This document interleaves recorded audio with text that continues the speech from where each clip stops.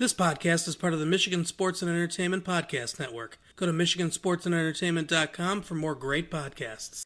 The thing that got us here. A no-fly zone. Fly Daddy versus Fry Daddy. All that and more. Quick, to the telepods! Wait, something's not right.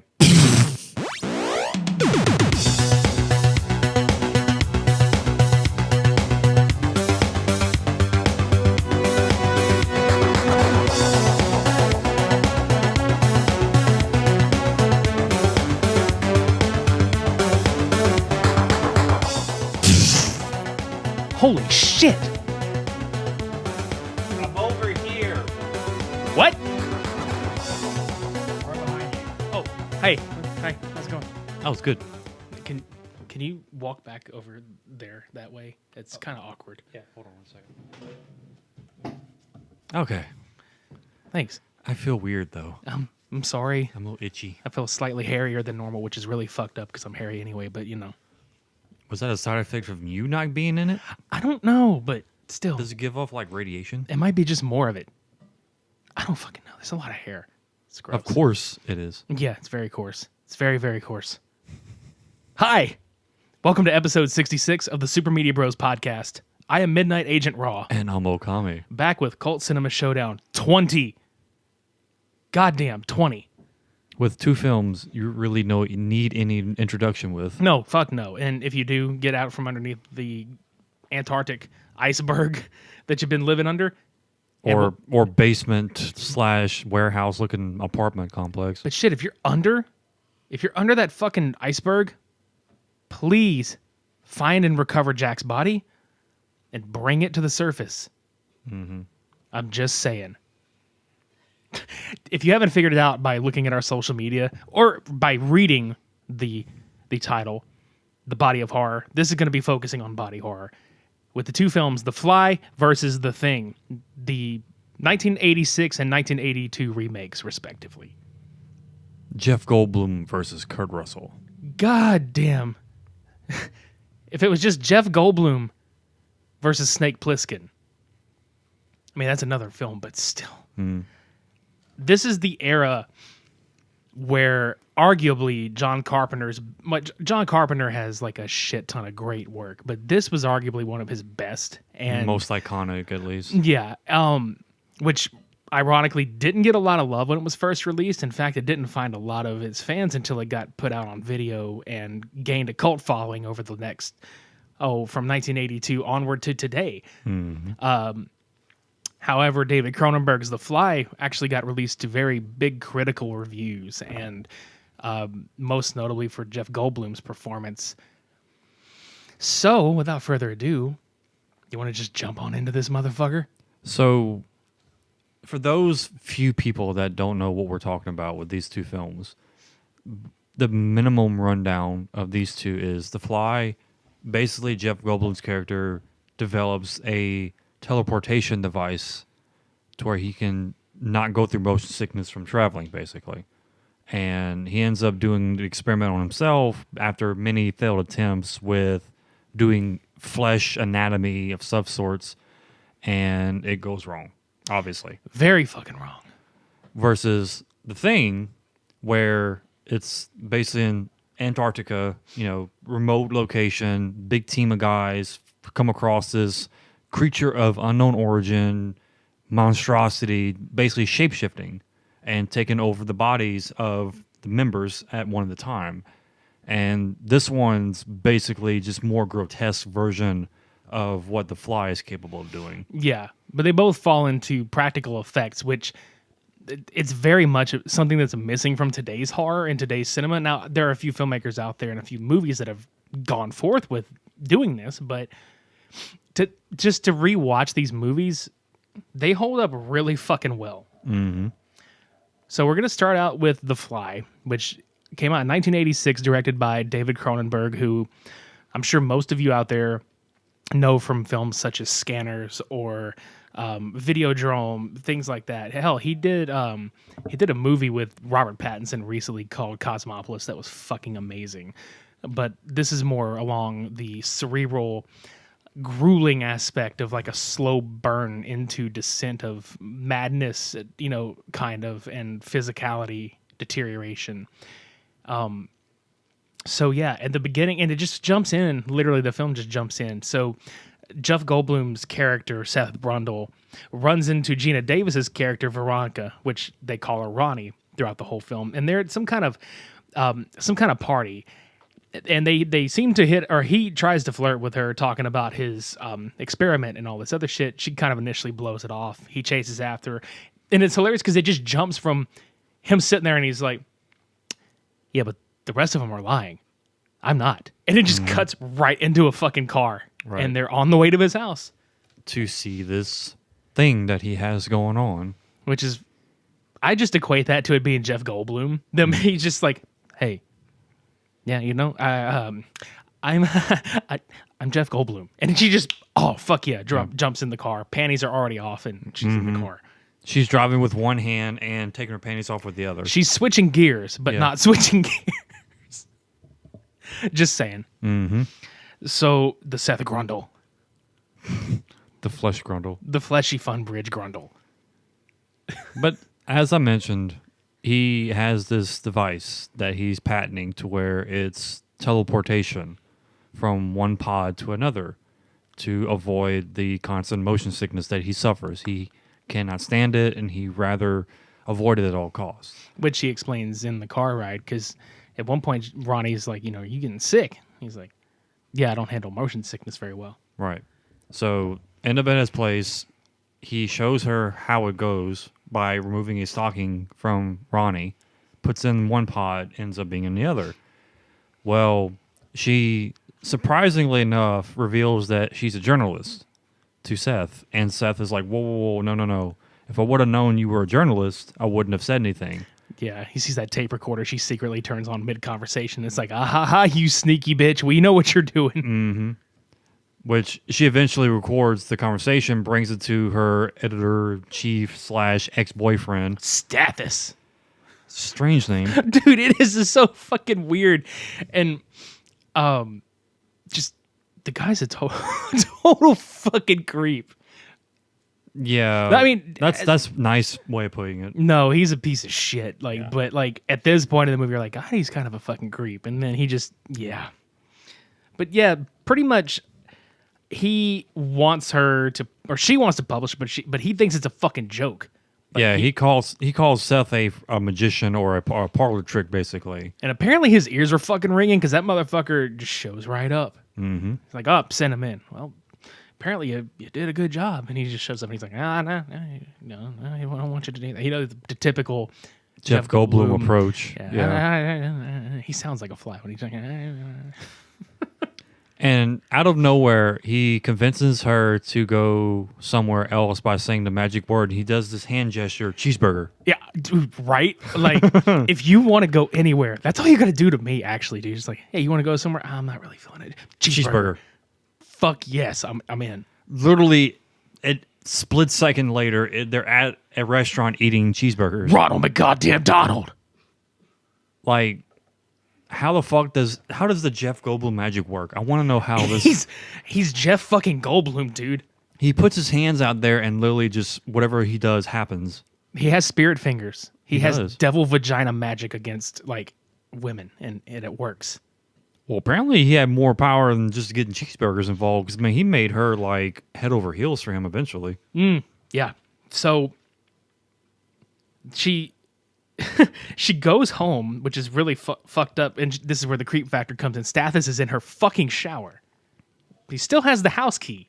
Refuses to accept the fact that he's gone, and reminds Ronnie every minute, oh, I think it's just subconsciously you still want me here. And she's like, no, I'm just lazy and forget. Right? We forgot to mention that at the cheeseburger dinner that Seth has pitched to Ronnie, hold off on your story. I'll give you, if you detail it, day by day, document my life, you'll get a whole fucking book. Pitches everything to her. She agrees. So cut to his first experiment with something other than an inanimate object, which is a baboon. And he turns that motherfucker like into a cheeseburger. Inside out. Yeah, it's pretty fucking bad. Yeah, because the first thing you see in the next pod is a freaking slap of blood on the window. Just like a big old monkey dick, just right against the fucking glass. Opens the pod door and is literally like just a quarter of a monkey body just flailing and screaming, which I don't understand how it made noise, being that I don't know where the fucking mouth was. No, it definitely turned that bastard inside out. Like, big time. Like, actually inside out. But it's fucked up because right when that happens, it cuts to like a POV from the camcorder that Ronnie's using to shoot Seth Brundle. And he's just... I love this fucking line. I know, I love it too. What are you thinking? Fuck is what I'm thinking. Yeah. Like Jeff Goldblum's character in most movies, he's so calm and collective even when he's mad, but when he like projects, it's like so like unorthodox. It's just like, well, tell us what's on your mind. What you thinking? Well, fuck is what I'm thinking. Fuck! Like Tourette's guy. Fuck! Holy shit! And then he progresses to tell that, he made the mistake, he's tried so hard, and he's like, I'm done talking. And he just turn the camcorder off. Yeah, and God damn it. And that night, I mean, of course, at this point they're pretty close, so they fuck on the sofa. The pull out. The sofa pulls out. Jeff Goldblum does not. No. Just saying. I mean, would you want him to pull out? No. But yeah, this is probably the strangest part of the film was how he comes up with the epiphany of how to fix this dilemma he's in. Yeah, because earlier they talked about like having steak or some shit. Yeah. And she's like pinching his cheeks and she's like, well, I could just eat you up. And he's like, what? And she's like, you know how, grandmas and shit can't resist, or old people can't resist pinching babies' cheeks and all this other shit like that. So this combined with wanting to eat steak, he's like, you want to do an experiment? Next thing you see is his big fucking slab of beef just plopped right onto a plate. And some of it goes actual steak, not his dick. Yeah. So he cooks it up. And he puts one of the pieces in the telepod, transports it, and he brings it out, and he fucking gives it to her to eat. And you're just like, what the fuck? And he's like, taste this. Eat my meat. Right? She's like, tastes like a steak. He's like, well, taste this. And she's like, ew, tastes synthetic. It's a mistake. It is a mistake. It was a very well done mistake. Yeah. Just saying. I just like synthetic sirloin. Like, could you just imagine that being like a fucking item at a restaurant to pick through? What are you going to have? I'll have the synthetic T-bone. Synthetic T-bone, okay. And it literally just appears right in front of you. Would you like that with a side of mashed baboon? We can serve it with How do you like your baboon? Inside out or not? We can serve it with some French flies, just saying. Mm-hmm. So that whole conversation happens, and then you find out that Stathis has actually been spying on her. Because she leaves and he's like, And he fucking goes and confronts her at some store. She's at some she's buying like some fucking jacket or some bullshit. Like a men's warehouse kind of thing. Dude, he's got these fucking crazy eyes too. He's just like God. Creep factor goes up as this film progresses and he's just sitting there and he's bitching at her. I just love this fucking piece of dialogue. that should fit him. Yeah, because you just slept with him. I fucking love this piece of dialogue. I'm finally onto something big, huge. Well, what is it? His cock? Yeah. Well, yeah. That too, but just the fucking humor in this movie is like real. It is not very much a funny movie, but the funny bits are just the dialogue because it's off-putting because you're so used to the slow burn, like serious tone of the film, and then all of a sudden it's like these one-liners punch you in the fucking dick. Punches him in the cock. Yeah. Where did he punch you? In the cock? Right in the fucking cock. Ow. Sorry. So 1 minute. Okay. Oh, fuck. I'm sorry. I'm so fucking sorry. You hit me literally in the dick. I'm sorry. Anyway, so... oh, yeah, fuck your dick. Anyway. Gee, thanks. You're welcome. No, I meant... Never mind. So Seth transports a second baboon. And she's filming it. And you just see like this door to this chamber open up. And at first you're sitting there like... There comes the monkey dick. No, I was sitting there going, from Death Valley, weighing 328 pounds, the Undertaker. Oh, it's just a monkey. The under baboon. It's just a fucking monkey. No, there was like a tender moment too. He just ran up to Jeff Goldblum, just like, oh. Well, wouldn't you? Yeah. Yeah, exactly. So that monkey knew what was up. Speaking of, I just had an idea. What's that? You know the whole mantelpiece we talked about during the film? You talking about the oil painting of him? Yeah, the oil painting. Have him with the baboon in the oil painting. As long as it, well, okay, that baboon, as I was going to say, as long as it could be also the monkey from Jay and Silent Bob Strike Back, that would be funny too. But absolutely, we would have to make it like shirtless Jeff Goldblum with the monkey in his arms, the baboon, him fuzzy holding it. Oh, yeah. Tender. Loving. Emotional. Synthetic. It's not original, it's synthetic. Sounds like a fucking motor oil. Brundle GTX. Brundle GTX for when you're on the fly. So when your fly's down, Exactly. synthetic rubber. Oh, yes. Yes.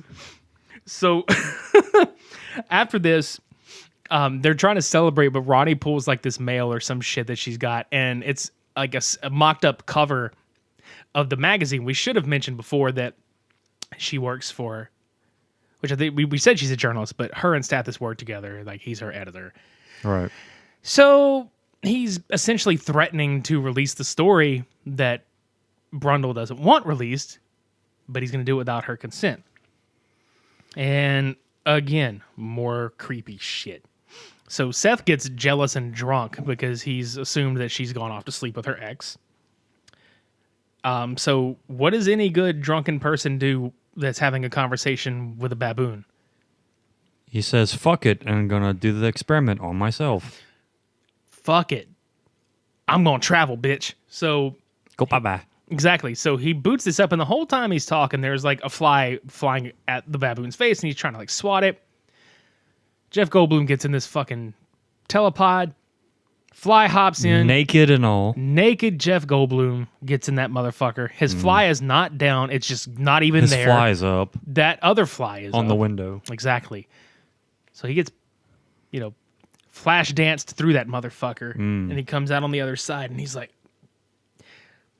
just Jeff fucking Goldblum coming out of a fucking smoky telepod naked. And he's just like, Glossed over and sweat. yeah. He's just like, fuck yeah. With his Uncle Jesse hair.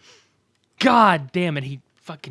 He had this, he had like a Danny Tanner, Jesse Kasopoulos look. I don't know why I kept thinking that. He had a Full House face. I love it. He had a Full House face. Yeah, he did. Jesus fuck. So Ronnie comes back, wakes up Seth, who's passed out on the couch, where he wasn't able to pull out of anything tonight. No. Who you just see he has very heightened senses, and he's got this little patch of hair growing on his back, which it's fucking disgusting. Yeah, it's not really the normal patch of hair per se, because previous scenes happened. Yeah. He was sleeping with Ronnie, and there was a chip or a computer piece that was stuck in his back. Oh God, yeah, that shit. And it left like 3 little slash marks on his back shoulder. Left quite an impression. Really did. There's a chip on his shoulder. I was trying to. I saw the humor there. It was his shoulder blade, and it was cutting into his blade. Cutting edge technology. Exactly.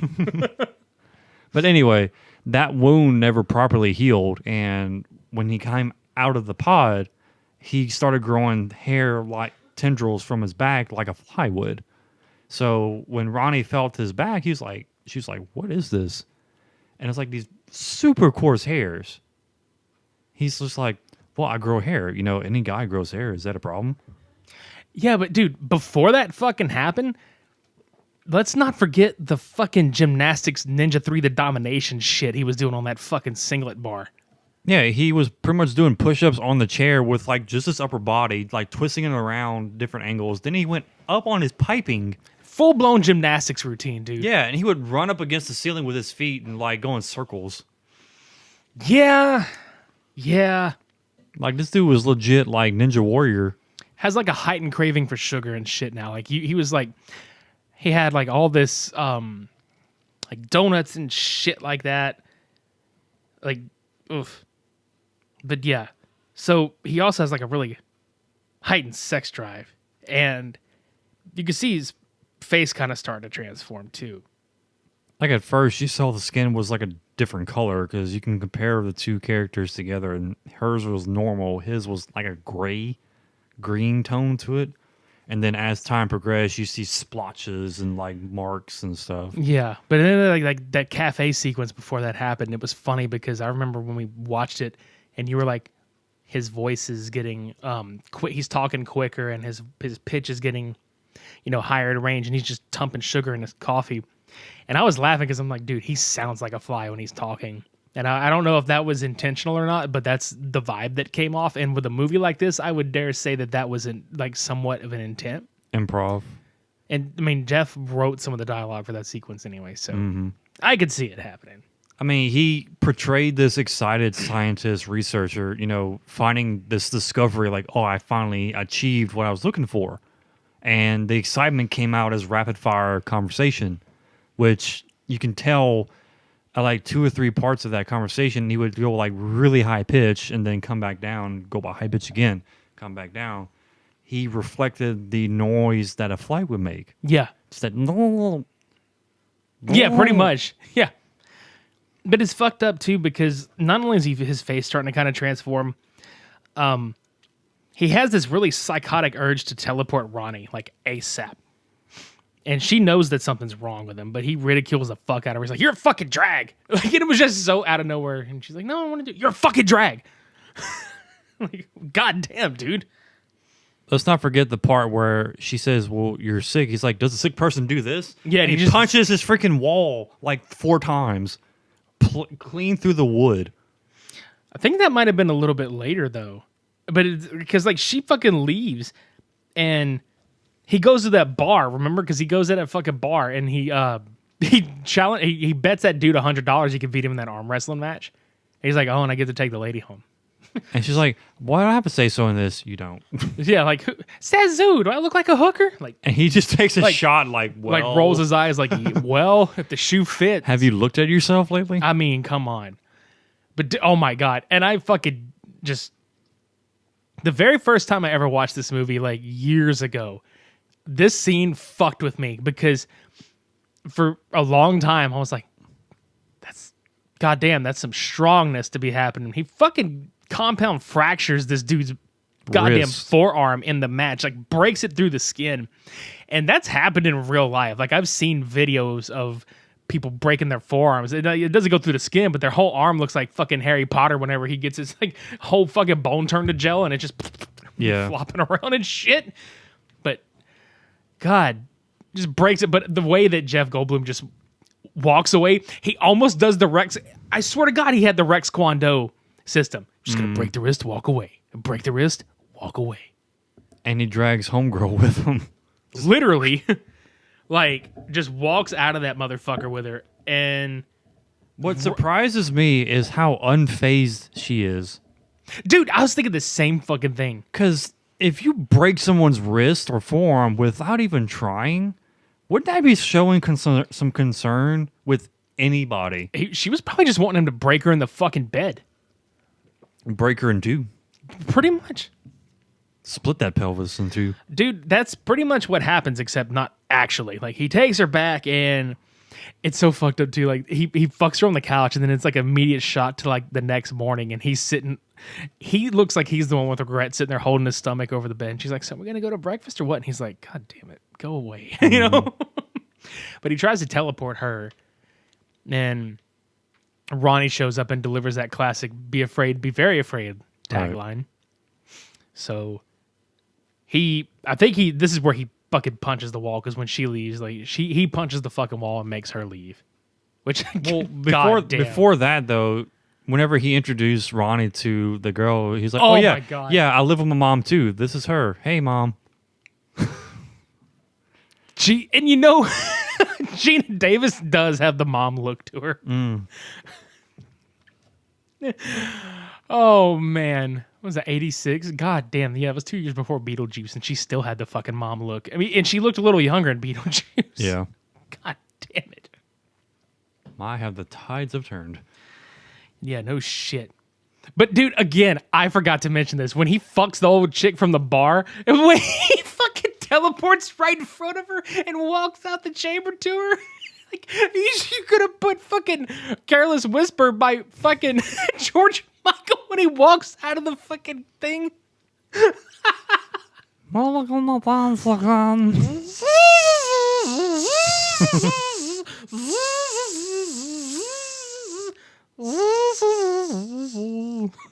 No.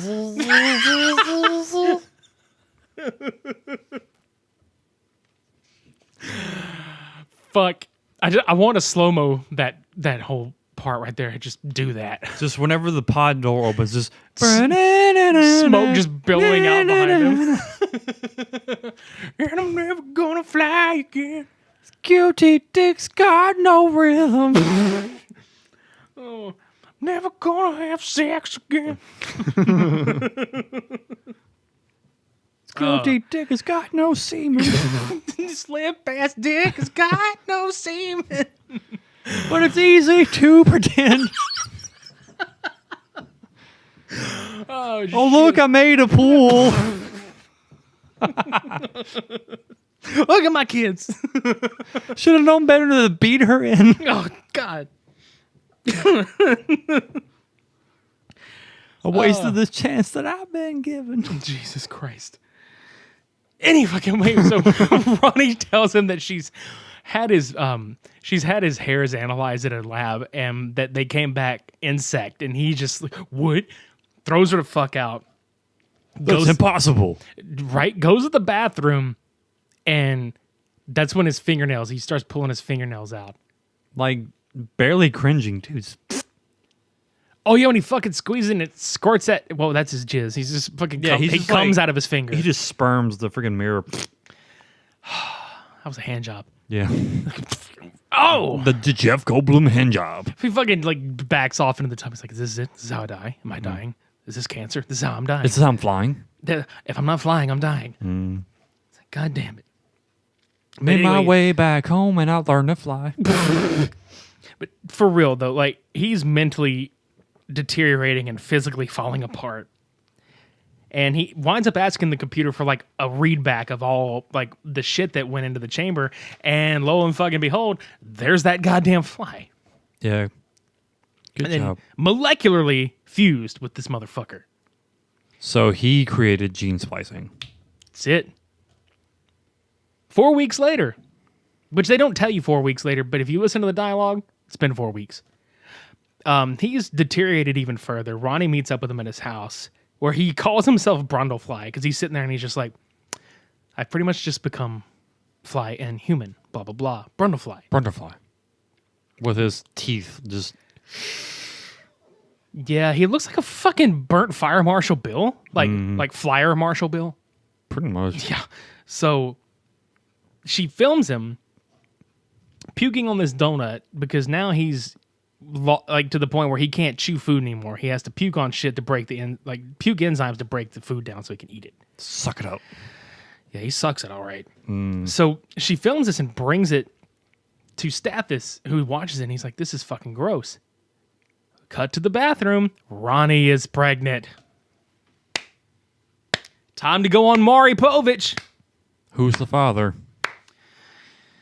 Stathis, you are not the father. Here's the status update. It's a staph infection. Ugh. If he knocked her up, it would be a staph infection. Stathis. So she wants an abortion. She has a nightmare before this, like about giving birth to a full blown, like just maggot, like Yeah, like nasty. like a human baby-sized maggot just wiggling in front of her. Wakes up and just freaks the fuck out. Like, okay, I can't do this. Yeah. So he tells her that she's got to at least tell Seth or whatever. So she goes over to tell him, and he's deformed even further. And he essentially is just like, look, if you stay, I'll hurt you because the insect part of my brain is taking over. And he's crawling on the walls and just, yeah, he's full blown there. Yeah. So she fucking leaves.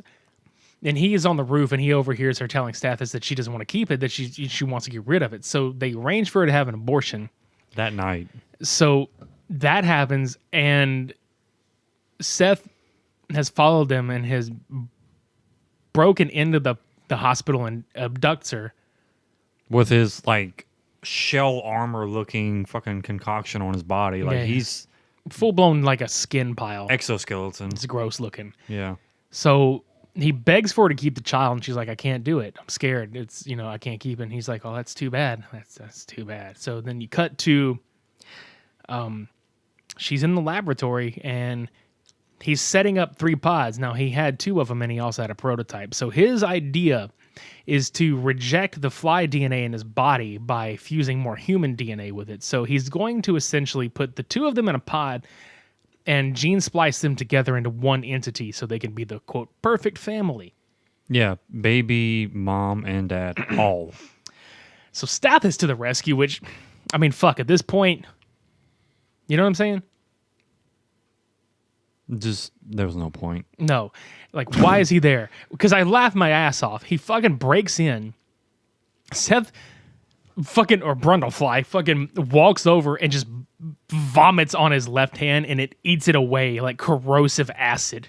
It was funny how he did it, because when he pointed the shotgun at Seth, he literally just, like, casually moved the gun away from him. Right? Grabbed it, and then moved his hand to him and just puked on his wrist. I just want to talk about the fact that Jeff Goldblum did such a great job, like, imitating all the, like, the tics where he would, like, twitch his head and look around and lick his lips and shit.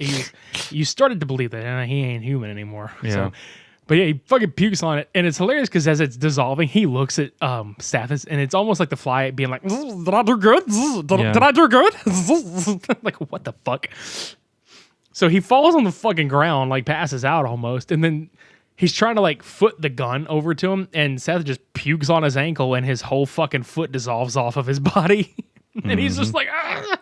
Dude, his left hand and his right foot, like. He's definitely not called lucky now. Fuck no. Fuck no. I mean, goddamn. He's given an arm and a leg for the competition. Mm-hmm. So, Seth drags Ronnie into a pod, and she rips his jaw off while this is fucking happening, and that essentially just triggers the final transformation into the fly, which is fucking gnarly as shit. He's like a shrimp fly looking concoction. Like, straight up fucking props to Chris Wallace, the guy that was working on the effects for this fucking film, because god damn, it still holds up to this day. Mm-hmm. It's creepy as shit. He does look like a fucking shrimp fly. Mm-hmm. A flying shrimp. Flying. Scrimp. Exactly. Oh, he throws her in there, and yeah, like... Yeah, they start the sequence, and Stathis shoots the cable that Ronnie's in, and basically... he just teleports himself to the other pod. Yeah, and the fucked up part is he got like halfway out, and that's what happened. He was touching all the metal, so he gets shot to the third one. And dude, it's so fucked up because I was laughing whenever this happened because they open the pod and you just hear like he just flops out onto the fucking floor, and it looks like somebody was just in there and just fucking throw it, and it doesn't land correctly. And it's like the director offset, David Cronenberg, like fucking cut. You threw it too hard. Throw it soft next time. Right? Because it just... and then throw it again. It's just like only the head pops out. Fuck it. Keep it rolling. And so... how many goddamn takes do we have to do with this no shit? Shit. So now Brundle Fly is now Brundle Pod Fly thing because it's like wiring, metal, everything just fused on it. And Ronnie's sitting there crying over it all, and she's got the gun in her hand, and she puts it on the ground. Well, Brundlefly just grabs the barrel and guides it to his own head, and it's just like, fuck, he just wants to die. Yeah, like, he's beyond saving now. And she doesn't want to do it at first. And like the very, very first time I watched this movie, I sat there and I was like, dude, fucking kill him. Like, just fucking do it. Put him out of his fucking misery. I mean, before any of that shit, I would have shot myself. Like pulling fingernails off and shit. Mm-mm. Oh, yeah. But yeah, dude, like, he kind of went on that descent of madness in a way, too, where he's just like, I can fix this, or like, I can be like the next, great, like, happening that scientific happening and all this. Well, other he shit. mentioned at one point the first insect politician. I was like, have you ever heard of an insect politician? Yeah, he's like, you ever heard of insect politics? But I think he was just kind of talking out of his ass. But honestly, basically what he was trying to say was like, the human side, the humanistic side of me does not exist anymore. Right. But yeah, that's The Fly. Like, she blew his head the fuck off, dude. And just sobbed. Real sad ending, which obviously, but yeah, that's The Fly. Which leaves you wondering, where's the baby? Well, there was a poorly produced sequel to this movie that I've only ever seen one time, and there's a reason I've only ever seen it one fucking time. So there's that. Yeah. The Fly 2, Electric Boogaloo. Don't do it. Electric Boohoo. Electric Boohoo. Yeah. But you know what? There's one thing we cannot boohoo about. There's something we can't boohoo about. That's right. There's something we can't boohoo about. And that's because we're on fucking Podcoin, goddammit. Mm-hmm. Podcoin is an app that pays you to listen to podcasts. That's right. It fucking pays you Podcoin to listen to podcasts that you can cash in for rewards like Amazon gift cards. He's holding all the coins. all the coins. You hear all the coins? All right here, my hand. And you know what the cool part is? It's free to download in the Amazon. It's free to download Down south in South America in the Amazon. You can download it down in the Amazonian territories. No, you can download this in the Apple App Store or the Google Play Store. Easy as that. Yeah. And you can sign up and use our code SUPERPOD to get 300 Podcoin on us. That's a lot of coin. Shit. Try it today. It's the way we listen to podcasts now because we like money. And also, It's free real estate. Exactly. So try it today. It could change the way that you listen to podcasts. in the Amazon. In the Amazon. It could change the way that you listen to podcasts in the Amazon. For you specifically in South America. This is targeted for you. This is prime taking for you. Yes. Or you can listen to another friend of ours, Nicholas Howe, on the How Will I Die podcast. Did you know that a man once jumped into a bulletproof window so much that he busted it out of the frame and fell to his death? I do. Hey, I'm Nicholas Howe, and I made an improvised comedy storytelling podcast about this death and many others. Using a multiverse of me's as the catalyst, I explore the various ways people have died. I also have special guests on and freak them out about how dangerous the world is. Did you know lakes can explode? You do now. Listen to the How Will I Die podcast on iTunes or wherever you get your podcasts, and follow us on Twitter at HWIDIEPOD. Lakes that explode. God damn it. I didn't know you can die in a lake like that. Dude. Oh, yeah. You can die a lot of ways. And there's another fucked up way to die. Antarctic explosions. By fire. Jesus fucking Christ. The next film in this podcast, John Carpenter's The Thing from 1982 starring Kurt Russell. A classic fucking film. Yes. $1.5 million spent on Rob Bottin's creature effects, and holy shit does it show. Oh, that was such a fantastic show. Oh my God. And it, it still, again, holds up to this day. Watching this at first, and we're going to jump into it. Watching this at first, the fucking sled dog sequence in the very beginning, when the two Norwegians are trying to fucking shoot that bitch down in the helicopter. Mm-hmm. I was sitting there, younger me was going, don't you have a scope on this bitch? 360 no scope. Exactly. Could you think about today, if that were to happen today, a 360 no scope out of the helicopter? Falling down, rappelling down, just... Arp! Just, the bullet flies and poof, Yep. knocks the shit out of him. So, yeah, the sled dog is hauling ass to a research station. Mind you, the plot of this movie takes place at this research station and like a couple miles from it, in the middle of a fucking like blizzard in Antarctica. Mm-hmm. A scientific research team is down there studying shit. And the movie kind of picks up and goes, but it doesn't at the same time. It's a very cerebral, brooding film. Very nihilistic approach, obviously. It glances over the non-interesting part or the non-important stuff, basically. So we you pick up what's going on in the background, and then you kind of get the gist of like what's actually supposed to be focused on. Yeah. The emphasis on, the teammates not cooperating, or they are cooperating, or how is this person's mentality working now that he's freaking out about this one thing? Just all of this stuff brooding together to come to this massive like fuck fest, basically. Yeah, it all comes to a head. Yeah. And the first person that we get a shot of is McCready, which is Kurt Russell's character playing a game of solitaire chess against this machine and just drinking some whiskey, which you fucking made me laugh whenever we watched this. He gets pissed off at it because it beats him. He fucking just pours it into the machine. Yeah, just ices it. It's like, well, fuck you then. Yeah. Piece of shit. Fuck you, IBM. Exactly. IBM, I beat McCready. Now it all makes sense. Exactly. It makes all the fucking sense. So the helicopter winds up flying and chasing this dog to the compound and flies overhead and pretty much just alerts everybody because they're coming outside like, what the fuck is this? Helicopter lands. The dog is on the property. The one Norwegian dude goes to throw a fucking grenade and that bitch slips out of his hand. And then the guy flying the copter jumps out trying to find it and blows the fuck up. Dude, we're not even 5 minutes into this movie and there's already an explosion. Yeah. And then he immediately starts shooting at the team to try and get to the dog. Everybody's fucking panicking like, what the fuck is he shooting at? Man, he shoots old boy in the fucking kneecap. Yeah. What a bastard. So the other guy gets fucking shot dead because fucking Gary ain't having that shit. He just points the gun out that window. He's like, "No, fuck you, dude." Shoots him right in the fucking head. Mm-hmm.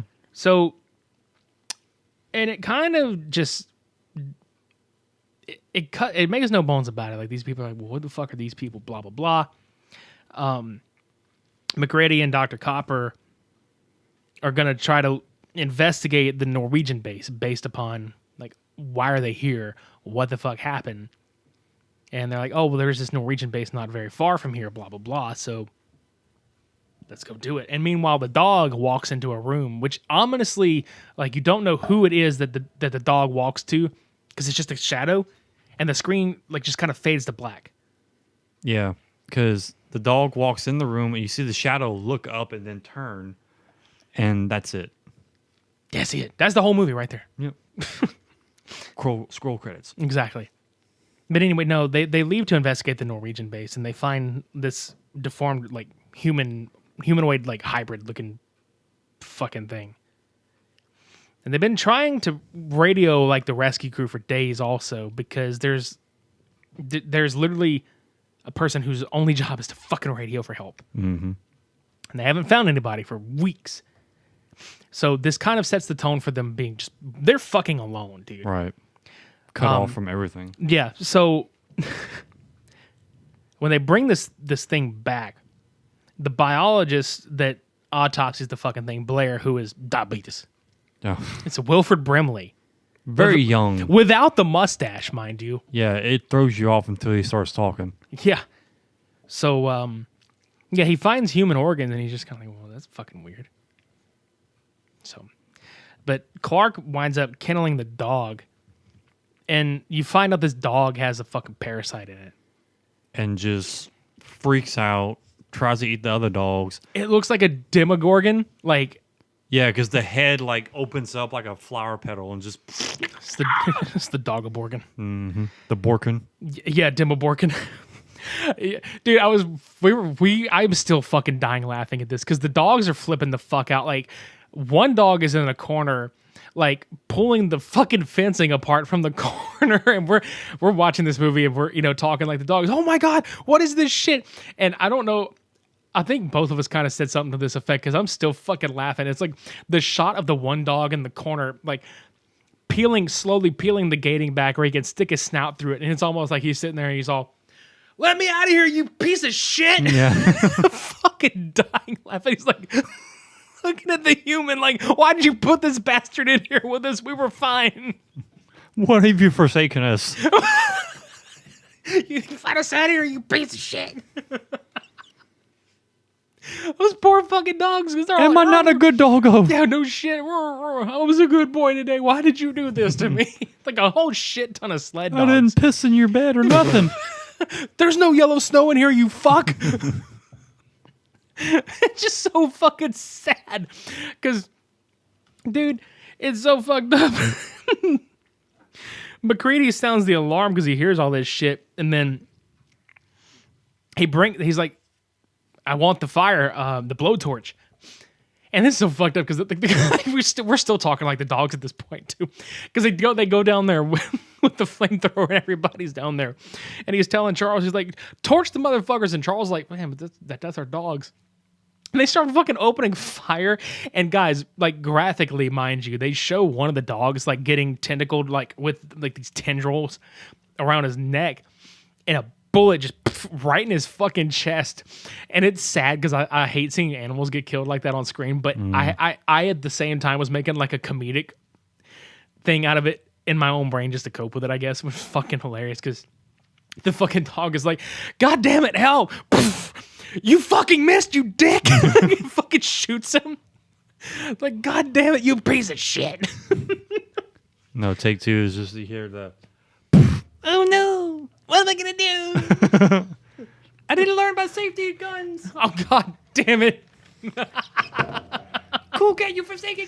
Cool cat, you suck. Fuck you, Dark Savage.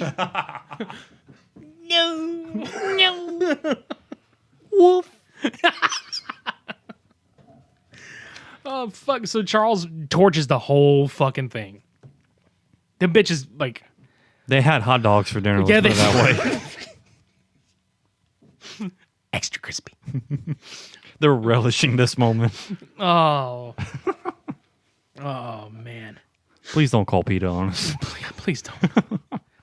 I have 3 dogs kenneled up right now, and I love them all. So no shit. Well, a lot of shit, but still. Yeah. So Blair winds up autopsying the dog. Dog beatus. Finds out that it imitates other life forms, absorbs whoever it takes over, and becomes that person or thing. The form. Yeah. I mean, the thing. The thing. So Blair suspects Clark is infected because he's been with the dog, and you find out that that's the room that the dog went into was Clark's. Mm-hmm.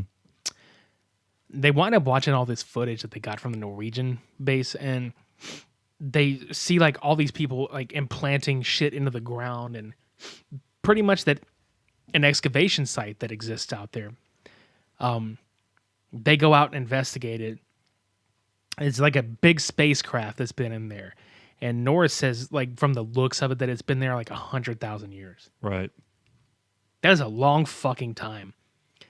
And then slowly but surely, when they make their way back, of course, you have the people that are skeptics and then the ones that are believing in the shit. So the crew's kind of arguing over where all this is, whether it's all real. Mm-hmm. But Blair Brimley, he's getting like really paranoid at this point because he's like typing all this information in the computer, and it pops up on the screen talking about how, essentially, like in no uncertain terms, that if this fucking creature makes landfall in a very heavily populated civilization, that it could assimilate the entire Earth in a matter of like less than 3 years. Mm-hmm. 27,000 hours. So, but right at 3 years, but goddamn. So what's his solution? Well, the creature assimilates Bennings at first, because this is all happening like behind the scenes as far as like what Blair's doing, but Bennings gets assimilated, so McCready just burns the fuck out of him.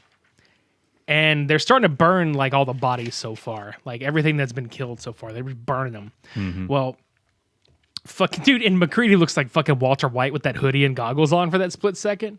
It's time to cook. It's time to cook. Give me the flamethrower. Mm-hmm. It's methed up. But no, let's crack down on these. No shit. But dude, for real, Blair goes fucking insane. He's like takes an axe to all the radio equipment. He's asking questions. Shoot first, axe later, motherfucker. And I was joking, like it's just fucked. He's like, man, that's probably what happened when Wilford Brimley was like, I got diabetes now. He probably got the radio in from the doctor. It's like, yeah, you have diabetes, Blair. Shit! Fuck this fucking radio. It just beats the fuck out of everything. I'm gonna beat this shit up. What's wrong, Blair? I fucking just got the worst news ever. Let me out of here, you piece of shit. Exactly. Yeah. Fucking breaking shit. He's fucking going Limp Bizkit on everything. No shit, right? Blair Durst. It's like, Fred.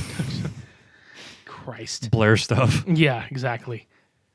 Anyway, like, so he's doing all this, and he killed the dogs, too. Like, he killed the rest of the fucking sled dogs. Mm-hmm. And he's doing all this so this organism can't escape, and they can't radio for help, and nobody can come get them. So they wind up locking him in a shed. And he's sitting there, and he's just like, watch Clark. Watch him close. And you're just kind of, dude, you're really in no position to talk, buddy. You just destroyed all this fucking radio shit. Who's gonna fucking, like, want to believe you?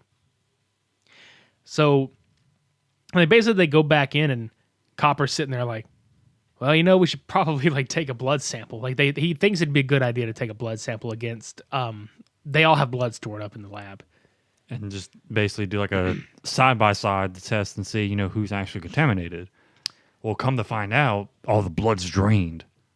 Vampires. What the fuck happened? Who Vampires. had the key? Yeah. Vampires happen, goddammit. I'm telling you. So, McCready is basically just, okay, who had the key last? Gary. And Gary's like, no, I always give it to him when he needs it.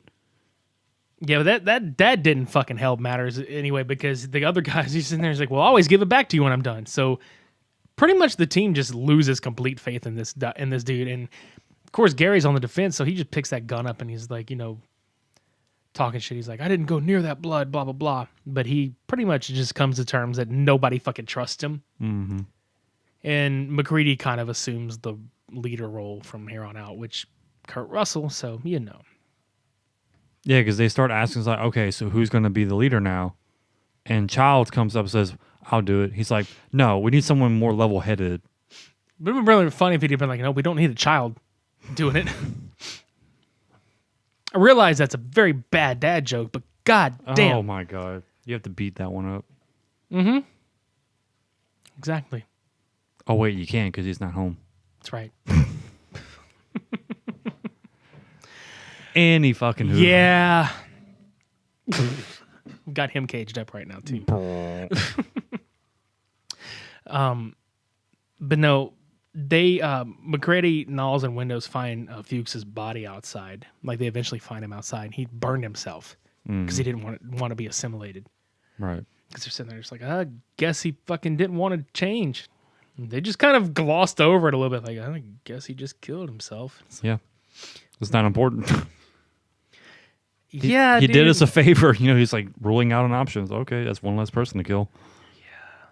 They didn't know about it, though. Not until they stumbled upon it. No one snowed. He's right. Very cold-blooded. So, but yeah, they go investigate McCready's shack because they're sitting there trying to figure out where the fuck this thing could be. And when they get back, they find out that Knowles had left McCready behind. And that kind of throws the whole team off because he's like, well, I found his clothing outside, blah, blah, blah. Must have got to him. So what does Kurt Russell's crazy fucking ass do? Grabs a freaking roll of dynamite and has a fucking torch. And he's just like, no, you fuckers come near me and I'm going to blow this whole fucking thing up. He's right going to blow this popsicle stand, goddammit. Because it's literally a popsicle stand. Yeah, he has the flare in his hand with the freaking stick of dynamite, like several bundles of it basically, and just sits there and is like, okay, you fucking come near me and that's it. Is the flare called Rick? I didn't see the inside of, but that would be cool if it was called Wick Flare. Wick Flare? Yeah. Blew! It blew up! Exactly. No, you fucking throw it, something blows up, and the explosion is so fucking large, you go, woo! Woo! So, they're fighting over this because, you know, they're like, no, fuck you, and they try to, you know, strong-arm him, and he fucking throws them off of him, and fucking Norris falls back into some, like, shelving, And at first you're like, God, he hit his head because he's like looks funny, but they're like, he's not breathing, he's having a heart attack. So they bring him into the little infirmary area, and Dr. Copper's sitting there trying to do fucking CPR and shit. So he brings out the fucking defibrillators. And this is probably the most iconic part of this whole film.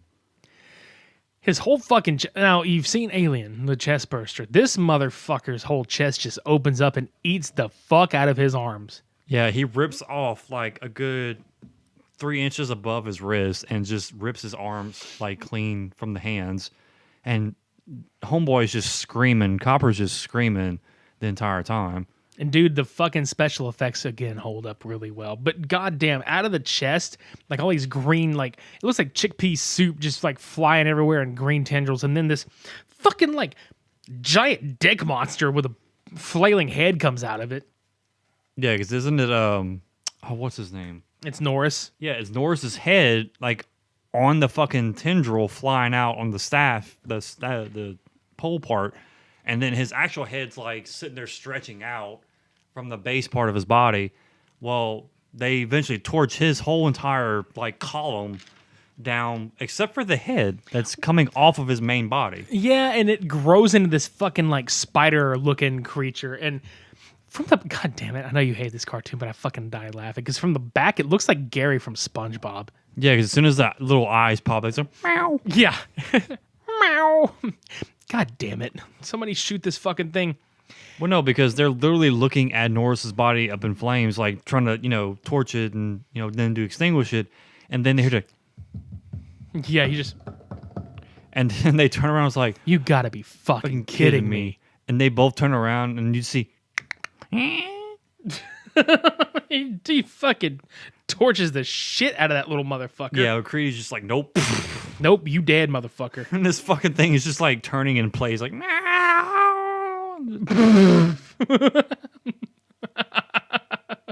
So anticlimactic. Just, you win. Perfect. Exactly. So like, he goes after that. It's just like, just a big ass fire. Like, how's this fucking place not burned down? I want to know that. This is how the Norwegian base looked. This is how it looked like that. Because it was like charred black everywhere. Because they're too busy torching every fucking corner they can find. Well, they start sitting in this room because McCready is sitting there like, or McCready, he's like, okay, throws this fucking rope down. He's like, all you motherfuckers, we're going to draw some fucking blood and we're going to see who's who. Because he's got this fucking, this theory that if the thing is going to attack out of defense, then if any living part of it, like if it infects somebody, that every piece of your body is essentially its own living organism that will fight to protect itself. So he grabs a wire and strips it down to the bare copper, metal part of it, and he superheats it with the flamethrower. And every vial of blood he tests, he puts the wire into the blood, and so far everyone that he touches just smokes. Yeah, and then like before this happens, fucking Clark is brandishing this this surgical knife, and he tries to rush him, and he shoots him dead in the head, like literally shoots him in the head. Yeah, because there was this like tense sequence between McCready and Childs. It's like, I'm not gonna comply. I ain't doing this shit. And then McCready's like, well, then I just have to kill you. And he's like, you know what? You go right ahead. And he pulls the freaking hammer back, and you hear him like, I mean it. I will. He's like, I guess you do mean it. And then here comes fucking just surgical scalpel and all, just Clark. Red dead revolver to the head. Yeah, and he falls backward. And just, that's it. So now you've got his body up next to Copper, like just tied onto a fucking table because they're going to have to torch him later. Mm-hmm. So he goes through and he does this test with the copper wire, no pun intended, burning all the blood. Everybody fucking passes the test except for fucking Palmer, who unfucking fortunately is sitting next to Windows. And this sequence is just fucking gross. It's insane, dude. His head is just like mutating and exploding, and then it splits open at one point. And it's so fucked up because Windows is sitting there like, fucking let me out of this goddamn chair. Let me out of here, you piece of shit. And unfucking fortunately, he's so close that he infects windows. Right. So, God damn it. McCready is forced to fucking torch the both of them. And it's fucked up because Windows is leaving the cabin, flying outside, and then he finally falls to his death. Windows has shut down. Yes. For the rest of the film. Rip in peace, Windows 82. Okay, anyway. Back to our regularly scheduled program. Yes. They go to find Blair. Because he's been in that fucking cabin or the little shed the whole fucking time. He ain't there, though. That bitch gone. Diabetes made him crazy. I'm telling you, that motherfucker. Like, they left him out there with canned food, full of sodium, full of things he doesn't need. Baked beans. Well, oh man, that's fucked up. Where's the fucking bush baked beans, dog? Mm-hmm. They probably shot him. Roll that beautiful thing footage. Shoot that beautiful bean footage. No shit. No shoot. But no, like, they find out that this motherfucker is infected because he's been building a fucking spacecraft under the ground with all the spare parts for everything at the fucking compound. Mostly from the helicopter that was incapacitated. Childs goes fucking missing. The generator is fucking destroyed. McCready thinks that the thing is trying to hibernate until a rescue crew arrives. Mm-hmm. Now, I know we seem to be like kind of skipping over some dialogue and things of that sort, but these are like the key things about this movie. Right. I mean, like I mentioned earlier, these movies are so iconic. You should know most of the film, if not the whole film. Yeah, and So it's one thing for us to talk about them, but it's another thing to experience them. mm-hmm. Do it. But with that being said, McCready, Gary, and Knowles, they go underground and they start rigging the whole place to blow. Because there are fucking barrels upon barrels of jet fluid and fuel down there. Which they've burned every fucking thing. Which when they set the one guy on fire in the very beginning and he took that barrel over, I was like, how the fuck did that not blow the barrel up? It don't make no sense It because like it still trailed to the barrel, and if you light that line, it goes straight to every source that it touches. Right. So I'm surprised McCready was still alive at this point. Well, that happens, and then of course, like, Knowles looks up and he's like, he sees that Blair was down there because Blair wound up getting a hold of Gary and just like killed the fuck out of him. Yeah, he puts his fingers into his mouth and like stretches his flaps out, like just very grotesque, like. Drags him away. And so he goes after him. You don't know where he goes, but he just disappears. Mm-hmm. And McCready's like, how's it coming along in there? How's it? And then he realizes, fuck, I'm alone. Right. And so, looking like a fucking sandworm, bellowing under the ground all the way up to Kurt Russell, throws his ass over. The ground moves in. The thing is like swallowing like the detonation, like the detonation rig and all this other shit like that. And it just fucking, it pops out of the ground because it's Blair at this fucking point. So I'm just sitting there like, oh my God, it's super diabetes. Blair bitch. It's the Blair bitch project. Yeah. So the motherfucker pops up out of the ground. And again, one of the more iconic lines in this movie, I fucking laughed my ass off at it because McCready has a fucking stick of dynamite on him to rig the whole thing in case something should happen. The fucking dog part of the thing comes out of its stomach and it's like, fucking McCready just looks over. Yeah, well, fuck you too. And fucking throws the dynamite at him. Explosions. Michael Bay. Dude. There were so many fucking explosions. It's insane. I mean, just that one sequence where they were like Molotov cocktailing every fucking room in the base. It was just explosion, explosion. But I think for like when they have the panning shot or like the very wide out angled shot of the whole compound blowing up, when the first two blow up, it's weird. I think you can hear the creature, the thing, like squealing, like dying and shit. I mean, it's not so much like a high pitched squeal. It's like like a kind of like a wispy. Yeah, it's screaming. It's screaming for some semen. Ew. Yep. So what could have been a cool ending where if he's just like, fuck it, I'm taking everybody and myself out. Which I actually like this ending as opposed to the one I thought would be cool. So McCready climbs out and Knowles shows back up. And you already know they don't trust each other right off the bat because he's like, where the fuck were you? And Knowles is like, did you kill it? It's like, where were you at? It's like, man, I thought I saw Blair. Went to go after him. Got lost in the snowstorm. Mm-hmm.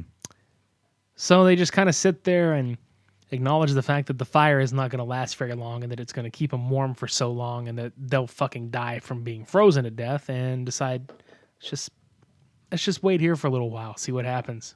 Drink some fucking whiskey. And then they eventually look like Jack Nicholson from... Oh, goddamn, I can't think of the movie now. Shit. Here's Johnny. Oh, The Shining. Shining. What the fuck is wrong with my brain today? But no, it's just that scene where he's just frozen solid, just... No, where he's staring off at the bartender and looking at the photograph, like, behind the bar. Mm-hmm. Yeah, they know what's coming is the problem. They both know that they're gonna die, and there's nothing they can do about it. So they sit there and just, what would you do? I'd fucking be pounding the fucking whiskey back. I knew I was gonna freeze to death. I mean, shit, I would have blown up everybody at that point whenever Kurt Russell had the dynamite in his hand. I'd be like, no, just fuck this shit. Yeah, fuck all you guys. I'm done. I'm fucking done. I knew I wouldn't have gotten out of that situation, so just blow everybody up. Fuck you guys. I mean, realistically speaking, but we wouldn't have a fucking film for a good hour and a half. Right? And that's the thing, which, like I said, we kind of went through some of these, we went through both of these movies, I say fairly quickly, but honestly, The Fly is an hour and a half long, and it's a very straightforward film. It's a very first act, second act, third act kind of cut and dry story where there's not a lot of mystery to it. The Thing is an hour and 51-minute film with a lot of cerebral shit. A lot of it's very atmospheric. It's a little thought provoking. It's like a whodunit. It's a mystery. It's a sci-fi. It's a thriller. It's a horror movie. Like, it's a lot of these things just wrapped up into one. Whereas The Fly is more like a drama sci-fi based thing. And while I agree that for what it is, The Fly is arguably one of the 1986 Fly is arguably one of the greatest movies that have been done in cinema history. Did a lot of great things, a lot of great effects, great director, great performance by Jeff Goldblum. The Thing just has it all for me. Mm-hmm. It just really wasn't so cut and dry per se. Like, yes, you knew what was happening in The Thing, but at the same time, you didn't know how it was going to happen. Because, again, the mystery part of it, you didn't know who was who. You didn't know where the thing was. So, therefore, you're constantly guessing. Versus with the Fly, you knew exactly what was going to happen. You just didn't know how long it was going to take. Yeah, and The Fly is really, very honestly grueling to watch. Not in a way where it's just like, oh, I can't watch this anymore. I watch it every so often, but not back to back, because I think just it's hard to watch in, say, like, in a way that it's like, fuck, dude, like the slow process of this man like falling the fuck apart. It's kind of like it's you because you're emotionally invested in the character. Not saying that you're not emotionally invested in some of the characters in The Thing, because I don't feel like we get enough one-on-one time with specific characters enough to really latch on to who we care about the most. We just kind of know that, hey, Kurt Russell stars in this thing. He's got to be the hero that survives at the end. Whereas with The Fly, you're attached to Jeff Goldblum's character in such a way that you don't want to see him die. You see him become something he doesn't, he didn't expect. Mm-hmm. And then he wants to die at the end. And you're just like, fuck, that sucks. Like, it's emotionally draining. Right. The Thing is something I view multiple times a year. So in all that aspect, it's The Thing for me. Yeah. I mean, it's the horror feeling of keeping you suspense, keeping you guessing, and also the creep factor, because while both films did really good job with the body horror aspects of the practical effects, the thing just constantly shapeshifted. It constantly had that nightmare look to it.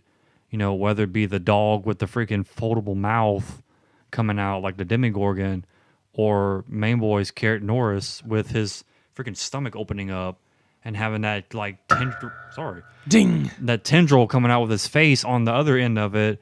Even the synthetic portion of his face from the makeup, it looked real. Yeah, you know, that both in a way have their terror to it, but the thing itself will give you nightmare type feelings versus the fly. The fly is just like a sympathetic, feeling like I don't want this to happen, versus the thing is like, please leave me the fuck alone. Yeah, it's happening even though I don't want it to fucking happen, but I can't stop it from happening. Right. So yeah, it's the thing for me. I'm sure it is for you too. So yeah, let us know what you think. Comment, give us some comments wherever you're listening. Right on our Facebook wall. Tweet at us. All that shit. I'm going to create a poll on whether or not we should have an oil painting of Jeff Goldblum and the baboon. Because we need to know, do we need it? Everybody? Do we really need I know this? we do. Yeah, we really do. But I want to ask y'all. Yeah. We'll put it up on Twitter and we'll put it up on Facebook because why the fuck not? The same oil painting of Jeff Goldblum every day. God damn it, yes. Just let us know. Do we deserve to have an oil painting of Jeff Goldblum with the baboon? Just click yes or no. It's that easy. And you'll see it. Yeah. Just trust us. Just go look. You can go to our show notes below and find all that shit. Oh, yes. So speaking of the next few episodes, next week, guys, we've got a fucking treat. So Cody on social media fucking put up a picture of this book cover called Amish Vampires in Space. And I saw this and was like, what the fuck is this? And we both were just like, he sent me Amish Zombies from Space, which is the sequel to the book. I was like, we have to get these fucking things. So what we did, he ordered the vampire book. I ordered the zombie book. And his actually came in yesterday? Yeah. Mine should be coming in next day or two. Yeah. So what we're gonna do is I'm gonna read the vampire book. He's gonna read the zombie book. We're gonna talk about them on next week's show. But as also a really awesome treat, we're actually going to be interviewing the author of both of these books, Carrie Neitz, who is a really, really super cool dude. He's from Ohio. He's a big comic book nerd. He's a brilliant fucking sci-fi writer. So we're going to get a chance to talk to him and kind of see what his mindset was upon making these books. He's got a lot of other great books out there as well. So we're excited about having him on the show. Yes. Also, we'll be dropping a bonus episode sometime in the middle of the week next week. She's starred in such films like cult films as Hots. She was in Samurai Cop 2. She was in Guns and Savage Beach by Andy Sedaris, who most of you probably know as the director for Hard Ticket to Hawaii. Mm-hmm. We're going to be talking with Lisa London. So look for that interview to drop sometime Monday or Tuesday next week. Yes. Before the Carrie interview. And then following that, guys, Cult Cinema Showdown 21. It's the 420 edition, goddammit. I know you're excited about this. I am too. When you mentioned it to me, it just, it tickled. It tickled the fancy. Yes. And shout out to DJ at the Untrained Eye podcast. I swear on everything, I had you in mind whenever I was thinking about doing this shit. We're going to be pitting Evil Bong against the Ginger Dead Man. They're as fucking ridiculous as they sound, guys. Tommy Chong in Evil Bong And Gary fucking Busey as the Ginger Dead Man. Yeah. I just look at Gary Busey's fucked up smile and think, you're perfect. Yeah. You were so perfect, sir. You're dead on accurate. Mm-hmm. And I fucking can't wait to talk about these movies. They're so fucking bad. But I love them. Like, they're that bad kind of like, oh my God, I have to fucking watch this shit. Mm-hmm. And How Fucking Appropriate is going to come out literally April 20th. So, which is awesome because that is, that's a year to the day that we've been back doing this. So it's going to be a fucking ride, man. Be on high alert. Exactly. Puff, puff, pass. Puff, puff, pass this along to your friends, motherfucker. Puff the magic dragon, bitches. Exactly. So if you would like to listen, actually, if you pass this on to your friends, you can listen to all past, present, and future episodes at supermediabrospodcast.com. Mm-hmm. Pass that shit along. If you want to look out for the polls, facebook.com/supermediabros. Mm-hmm. Twitter.com/supermediabros_. And more information. And if you would like to look at pictures of all this shit, Instagram.com/supermediabrospodcast. All the dumb shit that we put. Exactly. Come look at our stupid pictures. For your visual pleasure. Exactly. Be sure to check out both of these films. I know they're both on Prime. They're literally sold everywhere. I don't really need to put links in the show notes because I know that you guys are going to go find this shit on your own because, like... You know they exist. You know where to find them. Go do it. Stop listening to us. Yeah, exactly. So... Go fucking do it. Also, buy a fucking t-shirt or something. All of our merchandise are... Like, every item in our merch store is $5 off now. So, you have no excuse. Go buy that shit. Put it on. Oh, yeah, put it on. And while you're at it, DM us on how to get a Super Media Bros 3-pack. That is a sticker, a button, and a coaster. I even got one better for y'all. Send us pics of y'all with the merch. Yeah. We'll feature you on our Instagram page. Send us your fucking pictures. Use the hashtag Super Media Bros. Do it on Twitter. Do it on Facebook. Do it on Instagram. Do it on social media. Shit, you can even DM us personally. Be like, hey, bitches, I'm wearing your shit. And we're going to be like, congratulations. Welcome to the club. About fucking time. And we'll also tell you that we love you very much. Yeah. So with that being said, I think we're just going to get the fuck out of here. We need to fly out. Fly out? Oh, wait, this is a no-fly zone. Shit. Fuck. Well, what the hell are we going to do? Get the sled. Oh, god damn it. The dogs are fucking gone too. Well, I guess we're stuck here. I guess we are. That was... For this week, I've been Midnight Agent Raw. And I've been Okami. Shades on. We're off.